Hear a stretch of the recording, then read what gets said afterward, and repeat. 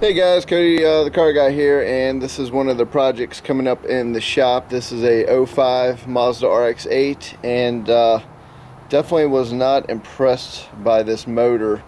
The little 13B, not a lot of horsepower, not a lot of motor. I looked at doing possibly like a twin rotor, quad rotor, something different, something that'd make this a little bit more fun. The prices are just ridiculous to do these rotaries. Now, I love the RX-7s, grew up around them. RX-8, I like the body style, just not impressed with the motor. So we are going to yank this thing out, put an LS in it. I know all the true rotor guys are going to be like, oh man, you're going to ruin the car. But you know, this is my car, just something to play with, and I'm going to yank this rotary out. We're just going to go with a 5.3 in this thing for right now, and just have a little bit of fun. If I can eventually boost it and have enough room to do it, I'll go ahead and boost it. It just depends on how much extra room we have. I know one of the things I'm going to run into right away is where the ABS motor is. Yeah, it's already too far over. By the time you put the block in there, it's going to be touching, so we'll have to relocate that. I can already tell you. From all the videos I've already seen where the fuses are, that pretty much stays about the same. So other than that, I mean, the LS motor actually tucks up in this engine bay pretty nicely. When you first look at it, you're like, ain't no way, but it will fit. So anyways, all the brackets that are going to be used, any like mounts, motor mounts, all that stuff like that, we're going to actually custom make here in the shop, and every single bit of this will be done in-house. So including the tuning, all the computer hookup, all the dyno running, since we have a dyno in the shop. So you know, it's just going to be one of those fun projects. This is coming up within the next few weeks. We'll get this motor yanked out of here and start getting it all prepped. We've already got a motor in the shop, transmission. We're going to build the 4L60E that's in this, so that way it can handle a little bit of power. Definitely going to put a cam, change out some injectors, you know, make it have a little bit of go. And we'll see. We might even spray it a little bit. They say the bottom end of these stock can handle 600 horsepower pretty easily, so we'll build this one a little bit and just have some fun with it. The body itself is not in bad shape, so like I said, this is going to be an interesting little build. Interior's in pretty good shape. Now, the whole goal with the interior is we're going to keep the interior to look mostly stock. Not going to change very much up in here. Now, we'll lose the paddle shifters, of course, with the 4L60E, but everything up on the gauges right here I'll have working with this swap. So, but like I said, you really won't be able to tell it has an LS in it when I'm done. You'll be able to hear it's got an LS in it, but you won't be able to tell I've actually got an LS in it. So, like I said, I'm going to have a little bit of fun with this bad boy.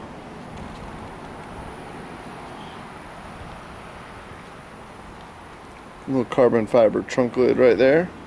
So, we're going to give it a paint job, do all sorts of little stuff to it. I've got two things I've got to do to the body. We've got to replace a piece of glass right here that got broken. As you see, this wonderful tape job. And then the only thing that's really bad about the interior, some idiot decided to set a battery in the passenger seat in the back.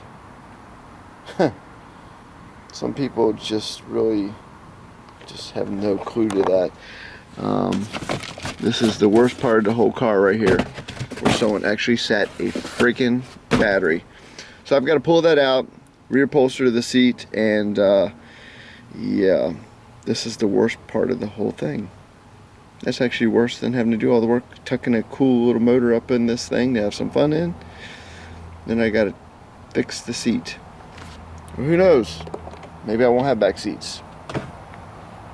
Might just make it front seats only, and make from the front seats forward look all stock, and then from the back of the seats all the way to the back just kind of lighten the car a little bit. So haven't decided yet. that will be in the future. The next couple weeks we'll have this thing gutted, engine out, transmission out, and probably go and stick the motor in just kind of for a test fit to see what we've got to do, and just kind of go from there. So I think it's going to be fun. There's a couple of them running around here in town, and I think he's actually got the 6.0 tucked in it, and it's got some nice tires underneath the back of it, so looks like it'll do some damage at the racetrack. So, and this one right here is going to be a little bit more of a tamer version, just something to play with. But a 5.3, try to go for about 420 horsepower. That should be just enough to get down the road and have a little bit of fun. Now all the stuff we make in here, once we get everything tested, get it down to drag track and all that fun stuff, we'll actually be selling all the brackets that we make and motor mounts and everything. So we'll be making everything in the shop, and once it's all tested and proven, they will go up for sale. So, and like I said, I'm a turbo guy, so you just know eventually I'm going to figure out a way to try to tuck a turbo up in this thing. First things first, getting the old one out, test fitting the 5.3 in there, and seen another video where some guys had a stock 5.3 in there and they were pushing over 1,000 horsepower, so with the turbo. So I know it can happen, but getting the turbo in this particular car might prove to be a little bit of a challenge. Thank goodness we can TIG and custom bend and weld all our own headers and exhausts, get all that stuff done, and any of the mounts we need. So we will see what we come up with and how far along this comes, and then post some times as we get it done, because this thing will definitely do a drag track run.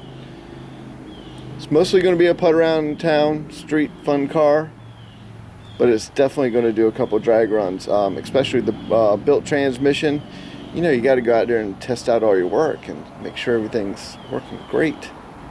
Now, I know one of the other things too we've got to change out is the rear end of these. We're going to have to go with a beefier rear end. This rear end, with this little teeny motor, put a 5.3 in there, I guarantee you will break the rear end right off the bat.